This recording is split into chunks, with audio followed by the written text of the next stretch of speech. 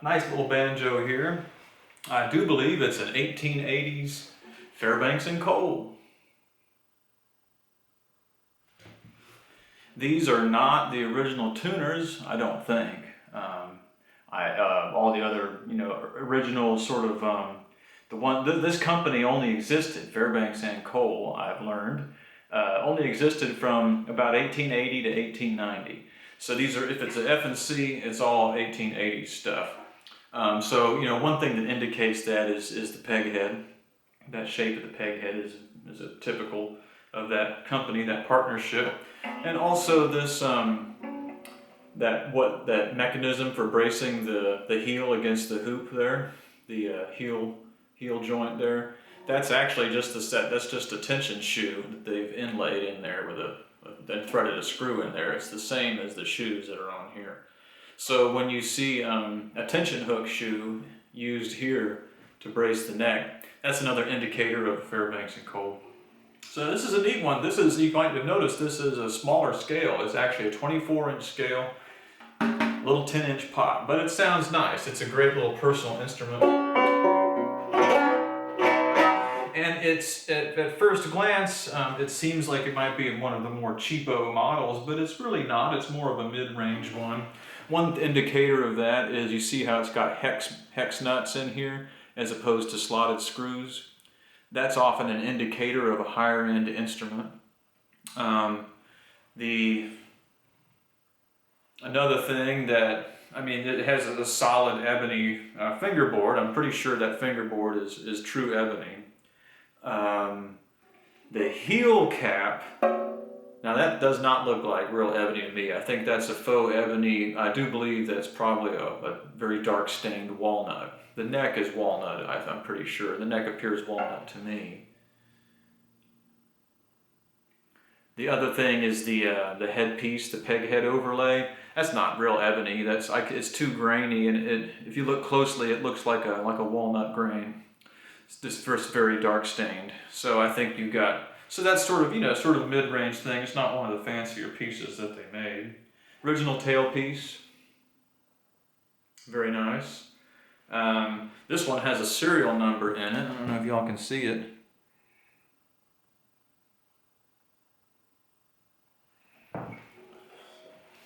The serial number on the dowel does match the hoop, 3862. These tuners are not the original ones, like I said, but they are nice antique patent tuners. I believe those are Stewart tuners. I may be wrong. I think those are SS Stewart tuners. And this is a more recent. The fifth peg is a modern friction peg that has been put in there. But it's a great playing little banjo, and it's got a brand new head on it. That's a new head, new bridge, new strings.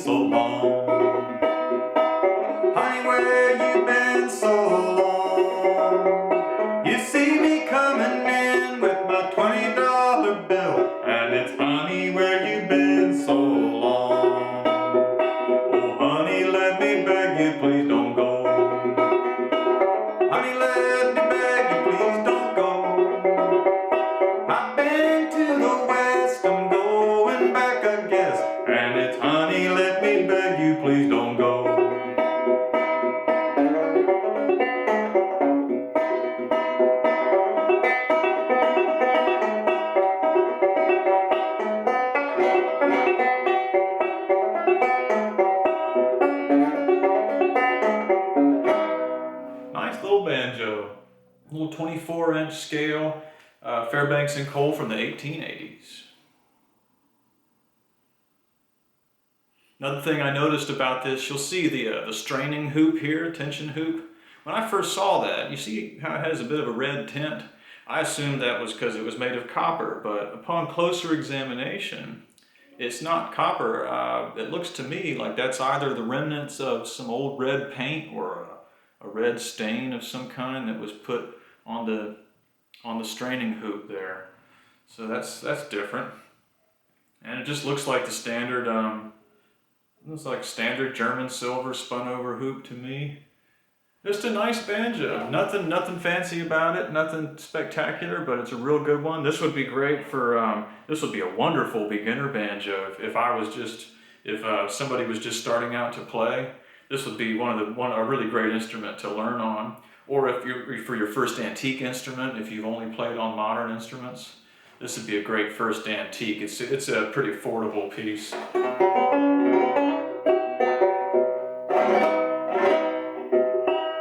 I'll play one more and then I'll sign out.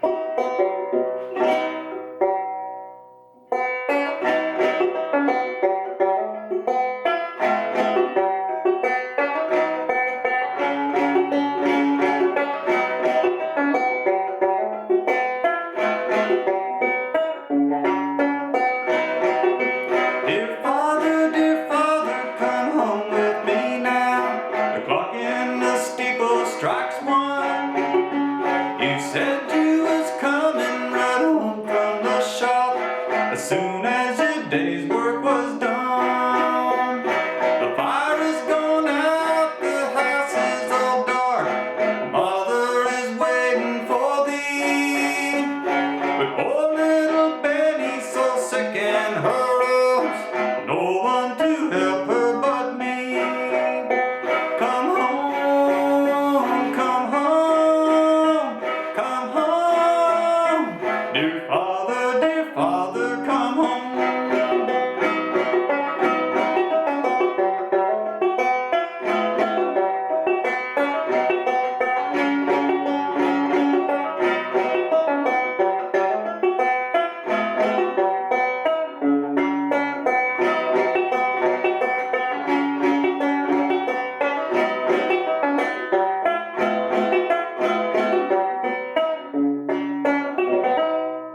Poor Benny.